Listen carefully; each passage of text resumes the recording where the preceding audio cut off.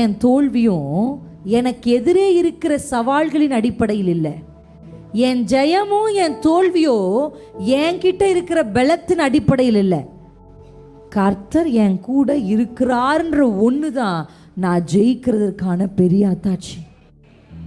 அல்லேலூயா, அல்லேலூயா. எத்தனை பேருக்கு நான் சொல்ல வர்றது புரியுது? நீங்கள் உங்கள் ஒன்று ஜெபத்தில் போய் உங்கள் பிரச்சனையை விளக்குறீங்க, இல்லையா உங்களை பற்றி விளக்குறீங்க. எப்போ தான் கர்த்தரை பிடிச்சிப்பே? கரெக்ட், உண்மையா இல்லையா? நான் சொல்கிறத உங்கள் ப்ரேயர் பேட்டர்னோட ஒப்பிட்டு பாருங்கள். பாதி பெண்கள் எப்படி ஜெபிக்கிறாங்க? ஒன்று, அவங்க பிரச்சனையை ஜெபமாக்கிட்டு இருப்பாங்க. இல்லையா, ஆண்டவரே எனக்கு முடியலப்பா, எனக்கு இப்படி இருக்குப்பா, நான் இதுப்பா, நான் அதுப்பான்னு இது உங்களை விளக்குவாங்க.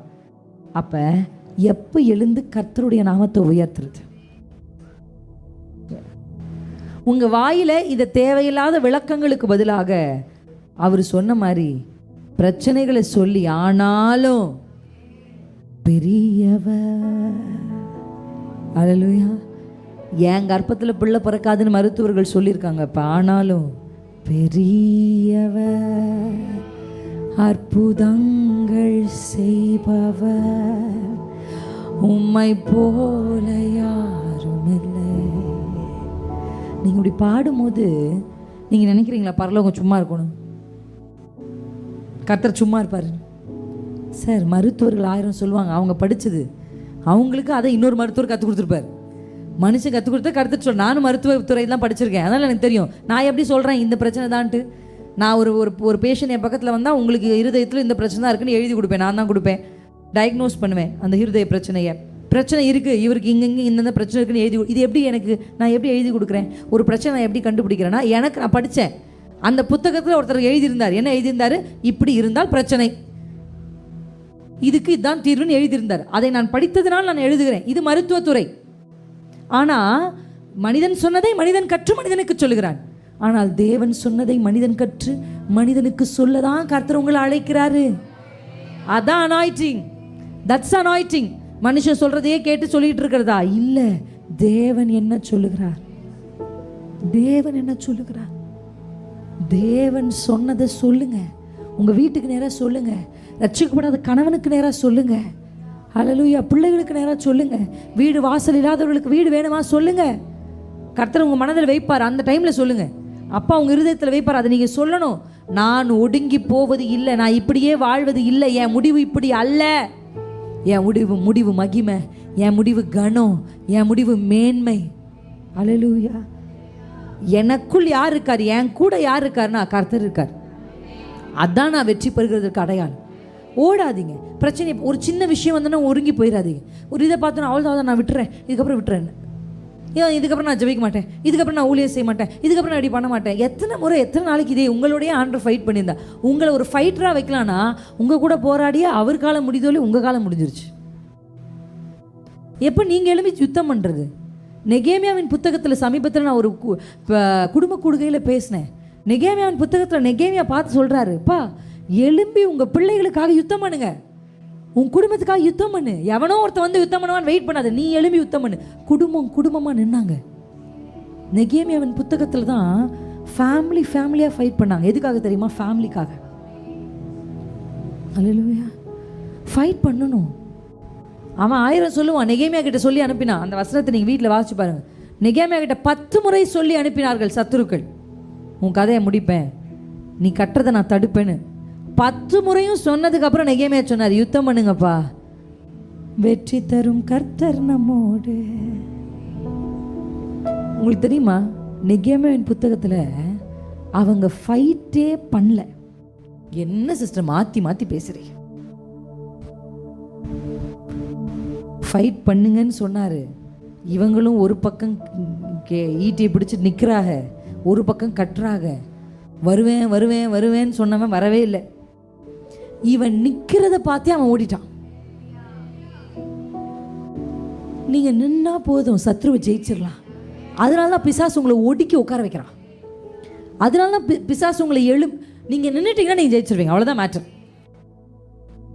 அதனால தான் சத்ரு உங்கள் வாயை திறக்க விட மாட்டான். பார்த்துருக்கீங்களா? பெண்கள் கணவன்மார்கிட்ட கேட்டால் தெரியும், சமைச்சிருவாங்க, பாத்திரம் கழுவிடுவாங்க, துவச்சிருவாங்க, பெருக்கி கூட்டி கழுவிடுவாங்க. ஆனால் வாயை மட்டும் ஃபெவிகால் போட்ட மாதிரி மூடிடுவாங்க. என்ன வேணும் அங்கே வச்சிருக்க உங்கள் அப்பாவை எடுத்துக்க சொல்லு, வாயை அப்படியே க்ளோஸ் பண்ணிடுவாங்க. அவ்வளோதான்.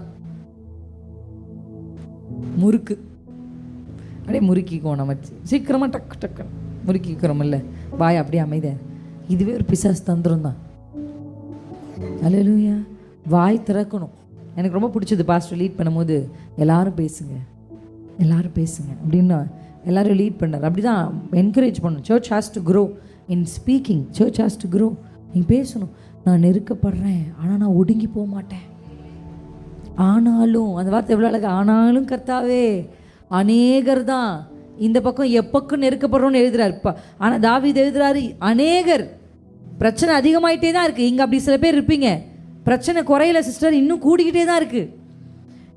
எனக்கு விரோதமாக எழும்புகிறவர்கள் அநேகர், இவனுக்கு தேவனிடத்தில் ரட்சிப்பு இல்லை என்று சொல்லுகிறவர் அநேகராக இருக்கிறார்கள். ஆனாலும் கர்த்தாவே, எண்ணிக்கைகள் கூடினாலும், போராட்டங்கள் கூடினாலும், எனக்கு விரோதமாய் பேசுகிறவர்கள் கூடினாலும், ஆனாலும் ஆனாலும் அதான் எழுதுறார், கேடகம் நீரே என் மகிமையும் நீரே, தலை நிமிர செய்பவர் நீரே, கேடகம் நீரே மகிமையும் நீரே,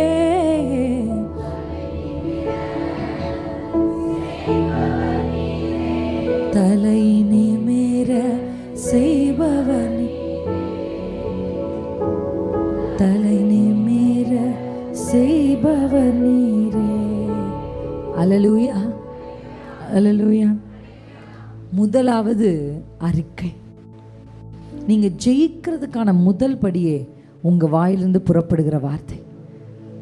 ஆண்டவர் சொன்னதை இயேசு சொல்லி தான் ஜெயிச்சார். அல்லேலூயா, அல்லேலூயா.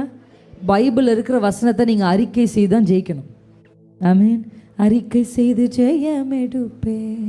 ஜெயிக்கணும். நம்ம ஜெயிக்க ஒரே வழி என்ன தெரியுமா? அறிக்கை செய்யணும்.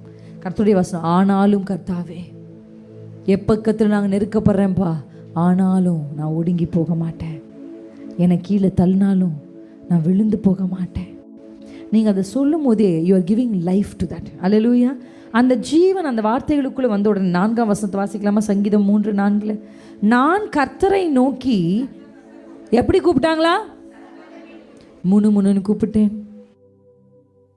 ஏன் அந்த சத்தம் வந்துச்சுன்னா, the சத்தமிட்டு I cried unto the Lord with my voice.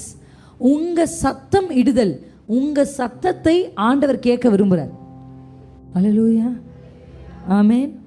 ஒரு சிங்கம் தன்னுடைய எல்லை எப்படி மார்க் பண்ணும் தெரியுமா? அதோடைய சத்தத்தை வச்சு தான். அது சத்தம் எத்தனை தூரத்துக்கு கேட்குதோ அது அதோடைய டெரிட்டரி. அது நின்று கெர்ஜிச்சுன்னா, இந்த எல்லை என்னோடது, ஒரு பய உள்ளே வரக்கூடாது அப்படின்னு மற்றவெல்லாம் என்ன பண்ணுவான்? ஓடுவான். கர்த்தர் நம்மளை அப்படி தான் வச்சுருக்காரு. நான் நேற்று சும்மா என்னுடைய தனிப்பட்ட தியானத்தில் பீலையாமை குறித்து படிச்சுட்டு இருந்தேன். பீலையாம் தீர்க்கதரிசி. அந்த தீர்க்கதரிசியை படிக்கும்போது என் கண்ணே திறந்த ஒரு விஷயம் தெரியுமா? அவன் கள்ள தீர்க்கதரிசி அல்ல. Is not a false prophet. அவன் என்ன தீர்க்கதரிசி இல்லை? ஃபால்ஸ் ப்ராஃபட்னா தப்பு தப்பாக தான் சொல்லுவாங்க. அவன் சொன்னது எல்லாமே கர்த்தர் சொன்ன வார்த்தை தான். கரெக்டாக இல்லைங்களா? ஆமாவே இல்லையா? அவன் கள்ள தீர்க்கதரிசி இல்லை, ஆனால் he is a wicked prophet. அவன் ஒரு பொல்லாத தீர்க்கதரிசி. பொல்லாத. அதை நான் படிச்சுட்டு இருந்தேன். பீலையாம் குறித்து படிக்கும்போது, பீலையாமின் வாயினால இஸ்ரவேல் ஜனத்தை குறித்து சொன்ன அந்த வார்த்தை, இட் கேவ் மீ பவர். நான் நிறைய முறை என்னாகம புத்தகத்தை எடுத்து வாசிப்போமா அந்த பகுதியை.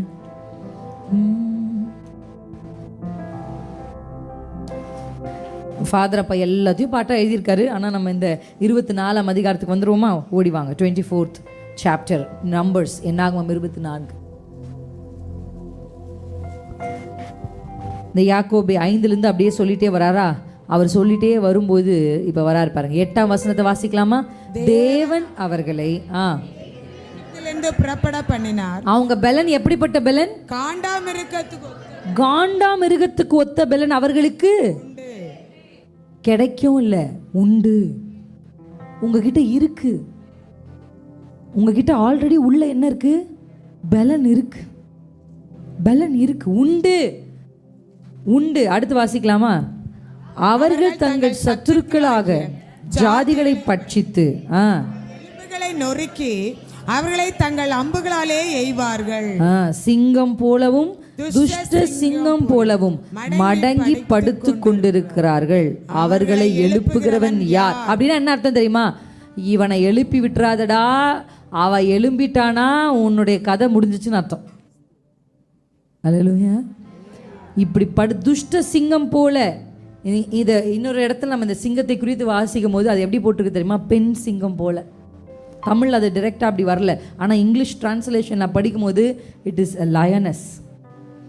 இப்படி படுத்திருக்கிறவனை எழுப்புகிறவன் யார்? அப்படிதான் இருக்கு அந்த இடத்துல. ஏன்னா இவனை எழுப்பி விட்டுட்டனா உன் கதையை முடிச்சிருவான் இவன்.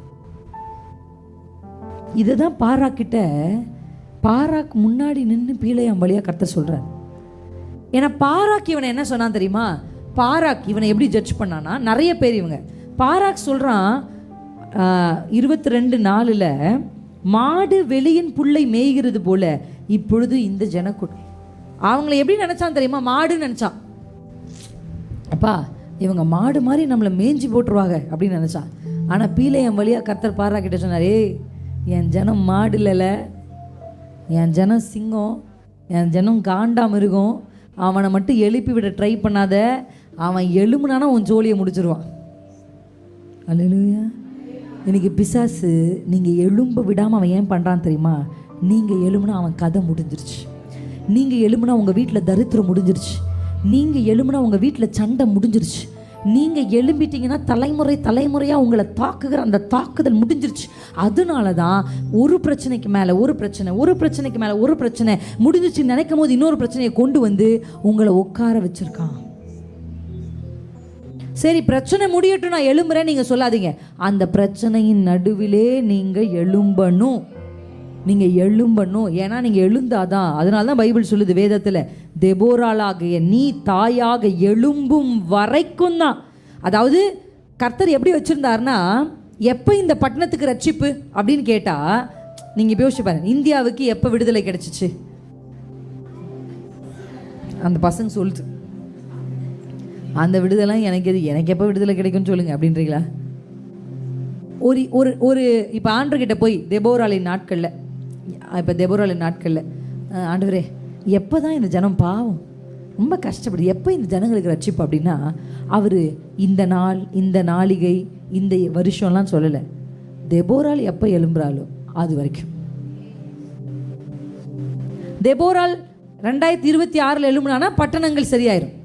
இல்லை தெபோரால் முடியாது முடியாது முடியாது, நமக்கு முடியாது, எனக்கு இடுப்பு வலிக்குது, எனக்கு கால் வலிக்குது, என் புருஷன் இப்படி இருக்காரு, என் பிள்ளைங்க இப்படி இருக்காங்க, என் மாமியார் என்ன டார்ச்சர் பண்ணுறாங்க, இப்படியே அவள் சொல்லிட்டு உட்காந்துருந்தான்னா தெபோராலே நீ எப்போ எழும்பலான் இருக்க? அதெல்லாம் எனக்கு தெரியாது, இப்போ நான் எழும்புறதா இல்லை அப்படின்னு அவள் 28வது வருஷம் 2028 எழும்புனானா 28 தான் ரட்சிப்பு. இப்போ ரட்சிப்பு கர்த்தரை சார்ந்ததில்லை. That is not that he doesn't have power. யாரோ ஒரு மனுஷன் எழும்ப வில்லிங்கா இல்லைன்னு அர்த்தம். அல்லேலூயா. பர்ஃபெக்டாக இருக்கியாவா உன்னை யூஸ் பண்ணுறேன்னு கர்த்தர் சொல்ல மாட்டார். அவைலபிளாக இருக்கியா? இடம் கொடுக்குறியா? இடம் கொடுக்குறியா? நம்ம எழும்புனாதான் கர்த்தர்கிட்ட வல்லமை இருக்குது. உங்கள் குடும்பத்தை விடுதலையாக்குற பவர் அவர்கிட்ட இல்லைன்னு நினைக்கிறீங்களா? உங்கள் கணவரை ரட்சிப்பில் கொண்டு வர பவர் அவர்கிட்ட இல்லைன்னு நினைக்கிறீங்களா? அவரால் முடியும். உங்கள் பிள்ளைகளை திருத்துற வல்லமை அவர்கிட்ட இல்லைன்னு நினைக்கிறீங்களா? உங்கள் கடனை மாற்ற நீங்கள் எந்த பிரச்சனையும் வேணால் என் முன்னாடி கொண்டு வந்து ப்ரெசென்ட் பண்ணாலும் அதை மாற்ற பவர் என் அப்பா கிட்ட இருக்குது. ஆனால் அந்த பவர் மேனிஃபெஸ்ட் ஆகிறதுக்கு அவருக்கு தன் சார்பில் ஒருத்தர் எழும்பணும் ஒரு வீட்டுக்கு. அல்லேலூயா. நீ எழும்புற வரைக்கும் பட்டணம் பாலாக இருக்கும். நீ மட்டும் எழும்பிட்டனா பட்டணங்கள் உயிர் பெறும், பட்டணங்கள் ஜீவன் பெறும், விடுதலை கிடைக்கும். அதனால தான் இவன் மடங்கி படுத்துட்டு இருக்கான். இவனை எழுப்பி விட்டுறாத. பாராக்கிட்ட சொல்லிட்டு போறார் ஆண்டவர் பீலையாம் வழியா. சும்மா விளையாட்டா நினைக்காத. இவன் ஏதோ மாடு சும்மா புல்லை மேய்ஞ்சிற மாதிரி மேய்ஞ்சிருவான்லாம் நினைக்காத. அவன் ஒரு சிங்கம், அவன் ஒரு கீழ சிங்கம். அவன் மட்டும் எழும்பிட்டானா அவ்வளோதான், அவ்வளோதான். எழும்புறதுன்னா எழும்பி எப்படின்னா அறிக்கை செய்யாது. எழும்பி கூப்பிட்டான். நீங்கள் சத்தமிட்டு கர்த்தரை கூப்பிடும் பொழுது கர்த்தர் உங்கள் வாழ்க்கையில் கர்த்தர் மறு உத்தரவு கொடுப்பார்.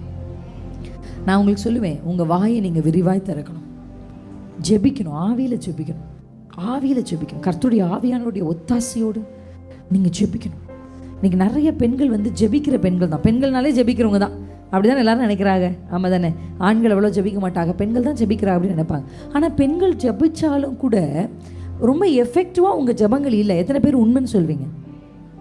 நான் ஜெபிக்கிறேன் சிஸ்டர், நான் ரொம்ப வருஷமாக ஜெபிக்கிறேன், ஆனால் என் ஜெபம் ரொம்ப பெரிய மாற்றத்தையோ ஒரு அசைவையோ என் குடும்பத்துலேயோ என் சூழலையோ பார்க்க முடியல அப்படின்னா நீங்கள் ஜெபிக்கிறீங்க, ஆனால் தேவ ஆவியான உதவியோடு நீங்கள் ஜெபிக்கிறீங்களா? எனக்கு பிடிச்சதெல்லாம் நான் சொல்லிவிட்டு அதை கர்த்தர் செய்யணும்னு நினைக்கிறது ஜெபம் அல்ல. கர்த்தர் என்ன செய்ய விரும்புகிறாரோ அதை நான் சொல்கிறது தான் ஜெபம். எத்தனை பேருக்கு புரியுது? நான் சொல்கிறத அவர் செய்யணும்னு நினைக்கிறது ஜெபம் இல்லை, அவர் செய்ய நினைக்கிறத நான் சொல்லணுன்றது தான் ஜெபம். அல்லேலூயா. அதனால தான் வாக்கு கடங்கா பெருமூச்சோடே அவர் உங்களுக்குள்ளே வந்து அவர் என்ன செய்ய நினைக்கிறாரோ அதை உங்கள் வாயிலிருந்து ஜெபமாக மாத்துறேன். அல்லேலூயா. ஆமென். அந்த ப்ரேயர் பேட்டர்ன் மட்டும் உங்களுக்குள்ளே இருந்தால் நீண்ட ஜெபங்கள் உங்களுக்கு ஈஸியாக இருக்கும். உங்கள் ப்ரேயர் அடுத்து எஃபெக்ட் பண்ணும். நீங்கள் ஜெபிப்பீங்க, அது நடக்கும். அல்லேலூயா. நான் ஜெபிச்சேன், அப்படி நடந்துச்சு. ஏன்னா உங்கள் மைண்ட் கர்த்தருடைய மைண்டாக மாறுது. அதனால தான் பைபிள் ரொம்ப அழகாக, கிறிஸ்து இயேசுவிலிருந்து அதே சிந்தை நமக்கு இருக்கணுமா.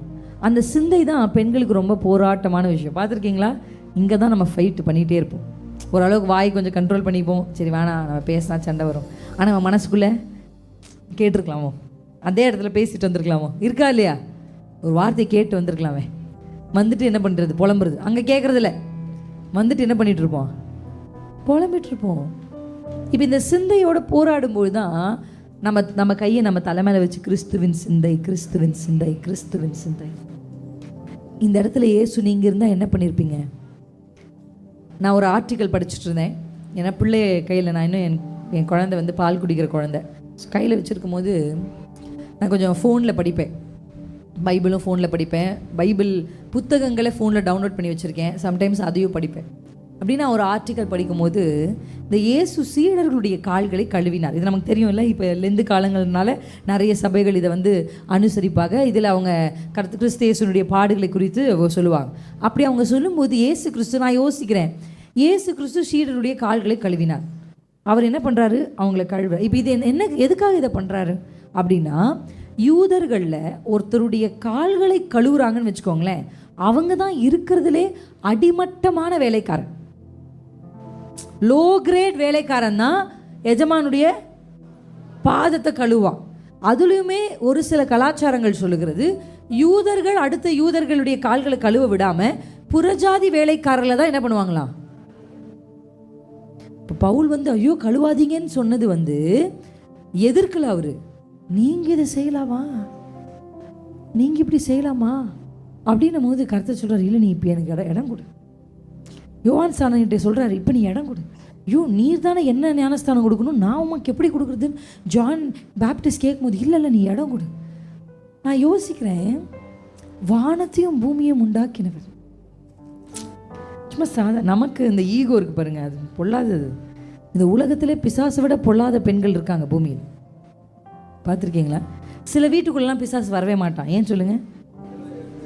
வெளியே நின்று பார்ப்பான், நம்மளை விட பலவான் உள்ள ஒருத்தர் இருக்கா, இந்த குடும்பத்தை அழிக்க நம்ம தேவையில்லை, அவளே சோழியை முடிச்சிருவா.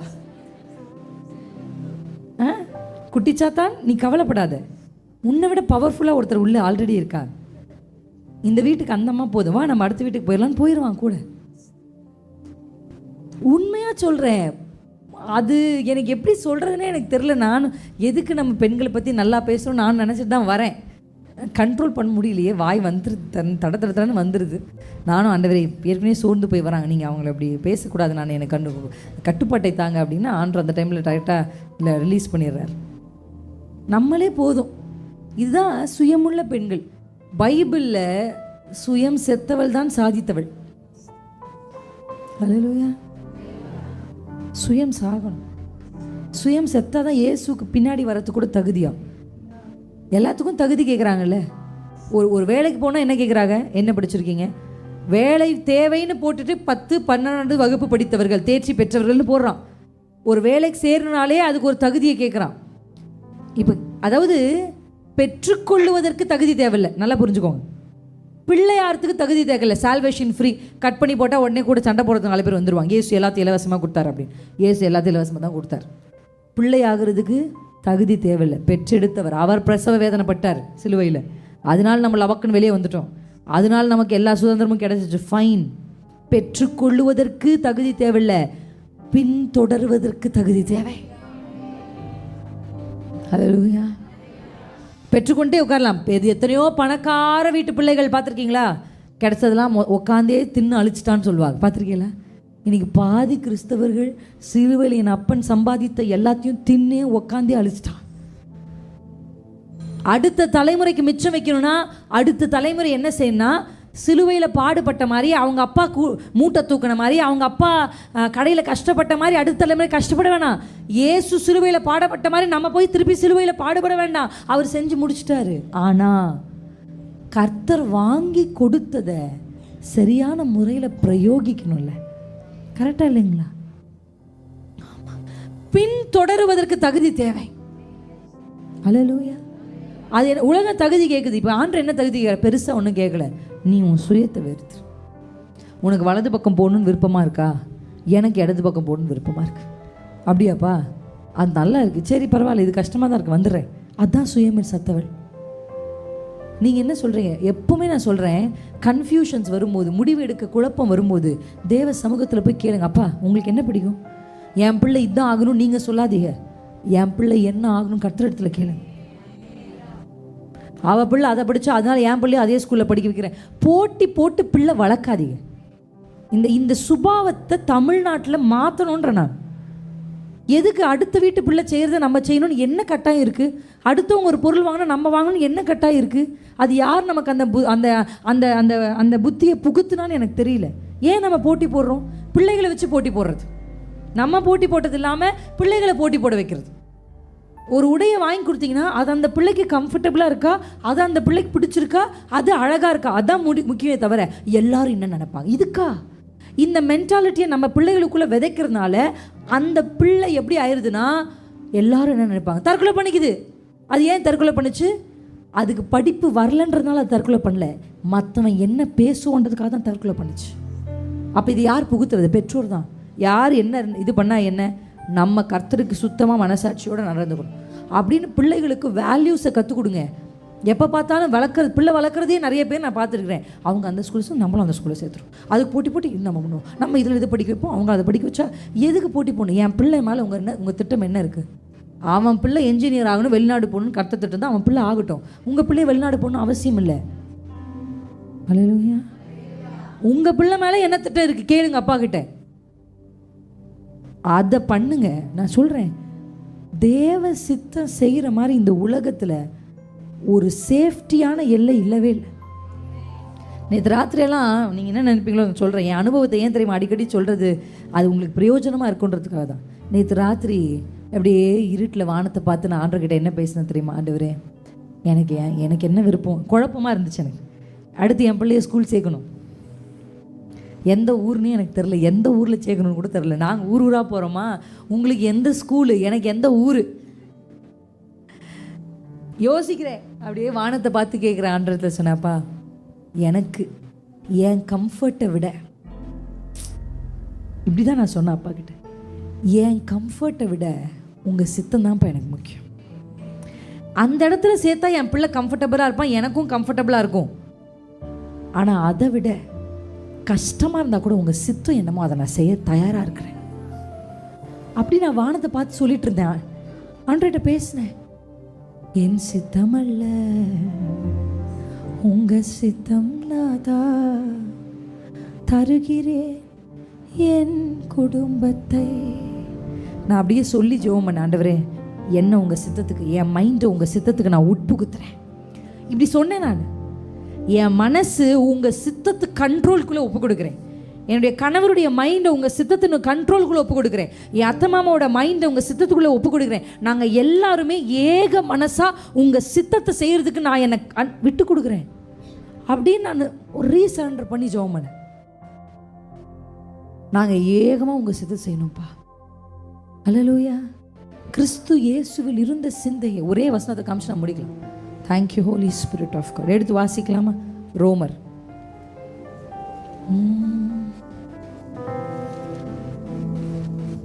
பெரியவர். திருப்புறையும் பாட்டு பாட்டே திருப்பலாம். அற்புதங்கள் செய்பவர் உமை போல யாருமில்லை. ரோமர் 12ஆம் அதிகாரம் 1ஆம் வசனம். நமக்கு தெரிந்த வசனம் தான், ஆனா அதுல இருக்கிற முக்கியமான ஒரு வார்த்தையை மட்டும் உங்களுக்கு காமிக்கிறேன். அப்படி இருக்க சகோதரரே, நீங்கள் உங்கள் சரீரங்களை பரிசுத்தமும் தேவனுக்கு பிரியவுமான ஜீவ பலியாக ஒப்பு கொடுக்க வேண்டும் என்று தேவனுடைய இரக்கங்களை முன்னிட்டு உங்களை வேண்டிக் கொள்கிறேன். அல்லேலூயா. இந்த வசனம் என்ன சொல்லுதுன்னா, உங்க சரீரங்களை நீங்க என்ன பண்ணுங்க, பலியாக்கிருங்க. எது நல்ல புத்தி உள்ள ஆராதனை? பெண்களுக்கு தான் புத்தி புத்தி புத்தின்னு பழைய ஏற்பாட்டில் புதிய ஏற்பாட்டில் வந்திருக்கு. பார்த்துருக்கீங்களா? பெண்களை மென்ஷன் பண்ணும்போது பீட்ரும் புத்தி தான் மென்ஷன் பண்ணுவார். நீதிமொழிகளிலும் புத்தி தான் இருக்கும். ஏன்னா ஒரு பெண்ணா இந்த பூமியில் இருக்கணும்னா நமக்கு பலம் தேவையில்லை, புத்தி தேவை. ஆண்களுக்கு பலம் தேவை. They need strength. தெபோரால் யுத்த களத்தில் இருந்தா கூட அந்த அம்மா ஈட்டி பட்டயத்தை வச்சு யுத்தம் பண்ணல. மோசேயுடைய தாய் தன் பிள்ளையை பாதுகாக்கணும், ஆனா அதுக்காக அவ கத்தியை பிடிச்சிட்டு போய் பார்வன் முன்னாடி நிற்க முடியாது. என் பிள்ளையை தொட்டனா வெட்டிடுவேன்னு. அவளுக்கு அந்த பவரை கர்த்தர் கொடுக்கல, அவளுக்கு புத்தியை தான் கொடுத்தாரு. ஒரு பெட்டி செய்கிற புத்தி தான் பெண்ணுக்கு கொடுக்கப்பட்டது. அந்த புத்தியை வச்சு தான் அவள் பிள்ளையை காப்பாற்றினா. உங்களுக்கு எத்தனை பேருக்கு நான் சொல்கிறது புரியுது? அல்லேலூயா. கத்தி வச்சு பாரதியார் பாட்டா, கத்தியின்றி ரத் உலகத்தாரு கூட அப்படி செஞ்சிடலான்னு போடுறாங்க. நமக்கு பெண்களுக்கு நான் சொல்கிறேன், you don't have to fight a physical fight. சும்மா அப்படியே ஃபிசிக்கலாக ஃபைட் பண்ணாதீங்க, புத்தியோடு ஃபைட் பண்ணு. உங்கள் பிள்ளையை காப்பாற்றுற ஒரே வழி புத்தி தான். ஆமாம் தானே? தூங்கிட்டே இருக்கிறாரு மோசே. பாருங்கள், மோசேவை காப்பாற்றி கொண்டு வந்து கரை சேர்க்கறதுக்கு எத்தனை பெண்கள் பாடுபட்டிருக்காங்க தெரியுமா? ஏசு கொல்ல வந்தார், உடனே இந்த அம்மா, மோசே மாதிரி இந்த அம்மாவும் தூங்கிட்டு இருந்தால் என்ன பண்ணுறது? அந்த அம்மா விழிப்பாக இருந்திருக்கு. பெண்களே புத்தி உள்ளவர்களாக இருங்கள், விழிப்புள்ளவர்களாக இருங்க. இது இருந்தால் உங்கள் குடும்பத்தை அழகாக காப்பாற்றிடலாம். இந்த வசனம் எப்படி சொல்லுதுன்னா, உங்கள் சரீரத்தை என்ன பண்ணுங்க, ஜீவ பலியா, செத்த பலியா இல்லை. அப்படின்னா என்ன அர்த்தம்? அது என்ன ஜீவன் பலி? பலினாலே சாவுதானே. ரெண்டு எதிர்மறையான வார்த்தைகளை ஒரே வார்த்தையாக கொடுத்துருக்காங்க. ஜீவ பலி ரெண்டும் ஒன்றா இருக்கக்கூடாது, ஆனால் ஒன்றா வந்திருக்கு. பால் எழுதுறாரு, சாவையும் அப்படின்னா என்ன தெரியுமா? நீ வாழுவ, ஆனால் நீ செத்துட்ட. எத்தனை பேருக்கு புரியுது? பிரின்சி இருக்க, ஆனால் பிரின்சி செத்துட்டா. எத்தனை பேருக்கு புரியுது? என் மாம்சத்தையும் அதன் ஆசை இச்சைகளையும் நான் என்ன பண்ணிட்டேன்னா, இச்சைன்னு உடனே நீங்கள் என்ன நினைக்கிறீங்க? எதிர்பாலினத்தின் மேல் அது இல்லை. இச்சை என்றாலே மிதம் மிஞ்சின ஆசை, எக்ஸசிவ் டிசையர், அதான் இச்சை. என் ஆசை, என் இச்சை எல்லாத்தையும் நான் சிலுவையில் அணைச்சிட்டேன். நான் இனி வாழ்வது நான் அல்ல, கிறிஸ்துவே எனக்குள் வாழ்க. அதை தான் அங்கே எழுதுறார். ஜீவ பலினா என்ன அர்த்தம்னா, வெளியில் பார்க்க பிரின்சி வாழ்கிற மாதிரியே தெரியும், ஆனால் பிரின்சிக்குள்ளே இயேசு வாழ்கிறார். வெளியில் பார்க்க ஷீலா சிஸ்டர் இருக்க மாதிரியே தெரியும், ஆனால் ஷீலா சிஸ்டரில் உள்ள இயேசுவை. அப்படி ஒவ்வொருவரும் இயேசுவை சுமந்து கொண்டு நீங்கள் வீடுகளுக்குள்ளே போனா, இயேசு அந்த வீட்டிலே சந்தோஷமேன்றத பாடிடலாமே, அவ்வளோதானே. யாருக்குள்ள இயேசு வருவார், யாருக்குள்ள இயேசு வாழுவார் அப்படின்னு கேட்டால், யார் தன்னை பலியாக்கினார்களோ. அல்லேலூயா. அதான் சரண்டரன்ஸ். நான் நேற்று நைட்டு என்ன பண்ணேன்னா, ரீசரண்டரன்ஸ் பண்ணேன். அப்படி அடிக்கடி தேவ சமூகத்தில் போய் நீங்களை சரண்டர் பண்ணும். முடிவுகளை எடுக்கும்போது, ஆண்டவரே இதுவா அதுவா சொல்லுங்க, 40 நாள் உபாசம் இதுவா அதுவான்னு சொல்லுங்க. நீங்க அந்த வார்த்தை சொன்னா இந்த வார்த்தைன்னு அர்த்தம், அந்த வார்த்தை சொன்னா இந்த வார்த்தைன்னு அர்த்தம், இந்த வசனம் வந்தா இது. இப்படியே ஜோசியக்கார மாதிரியே ஆக்கியாச்சு. அப்படி அல்ல. தேவ சித்தம் என்பது இது சொன்னா அதுன்னு அர்த்தம், அது சொன்னா இதுன்னு அர்த்தம். அப்படி அல்ல.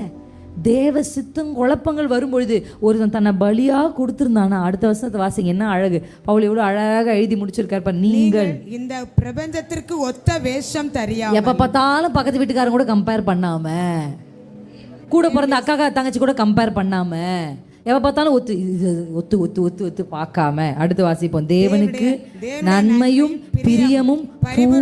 அது இங்கிலீஷ்ல இருக்கா?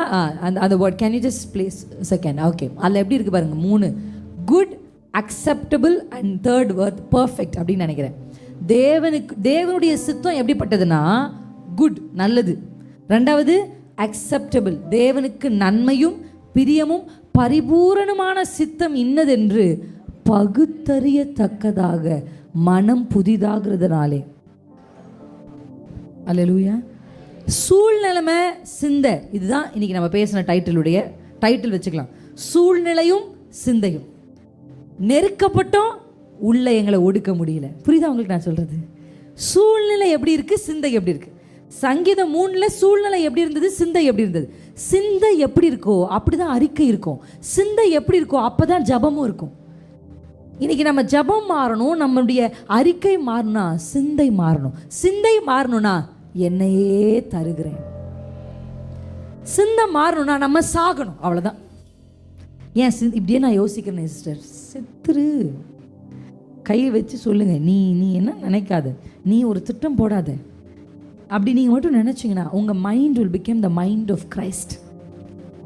அப்போ ஒருத்தரை பார்க்கும்போது இயேசு எப்படி பார்த்தாரோ, என் கண்ணில் அப்படிதான், என் கண்ணில் இயேசு, என் வாயில் அப்படி இயேசு கண் வழியா அந்த நபரை பார்க்கும்போது பிரின்ஸியாக பார்த்தா நான் நல்ல ஒரு அடி கொடுக்கலாமான்னு தோணும்.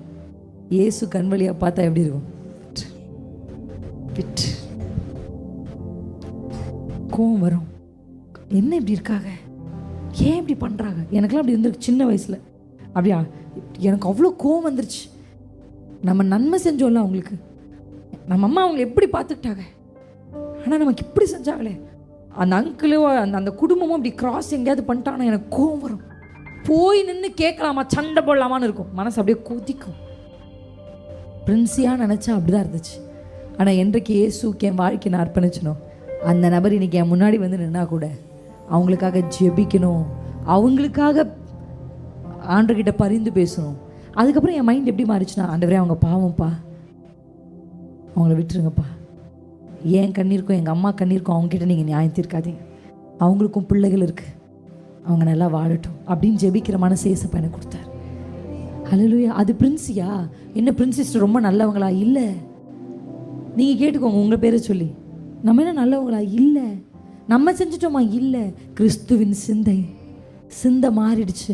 சிந்தை எப்போ மாறுது தெரியுமா? ஜீவ பலியாக ஒப்பு கொடுத்ததுன்னா. ஹல்லேலூயா. இதுதான் கர்த்தர் விரும்புகிறார். நீங்கள் எவ்வளோ உங்களை சரண்டர் பண்ணுறீங்களோ, எவ்வளோ கிறிஸ்துவின் சிந்தை உங்களுக்குள்ளே வருதோ, உங்கள் பிரச்சனைகள் பிரச்சனையாகவே இருக்காது. அந்த பிரச்சனைக்கு மேலே ஏசு எப்படி இந்த பூமியில் ஜெயித்து வாழ்ந்து அப்படி நீங்கள் வாழ முடியும். அப்போ பெண்களாகி நம்ம கற்றுக்கொள்ள வேண்டிய ஒரே பாடம் என்ன தெரியுமா? ஒரே பாடம், என் சிந்தை சரியானா என் சூழ்நிலைமை நான் ஜெயிச்சிருவேன். சிந்தை, அறிக்கை, ஜெபம், இதை மூணையும் நீங்கள் செட்ரைட் பண்ணிடுங்க.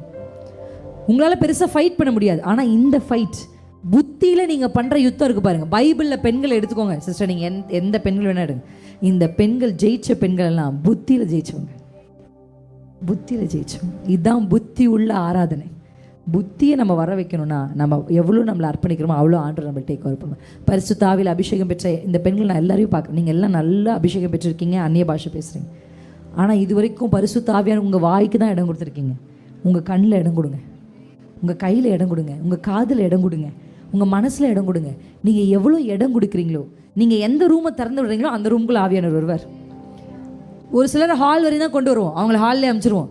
ஆனால் ஒரு சிலர் கிச்சனுக்கு வருவாங்க, ஒரு சிலர் பெட்ரூம்க்கு வருவாங்க. பார்த்துருக்கீங்களா? அதே போல தான் ஒரு சிலர் வாய் வரையும் இல்லை பரிசுத்த ஆவியானவர் கண்களாக.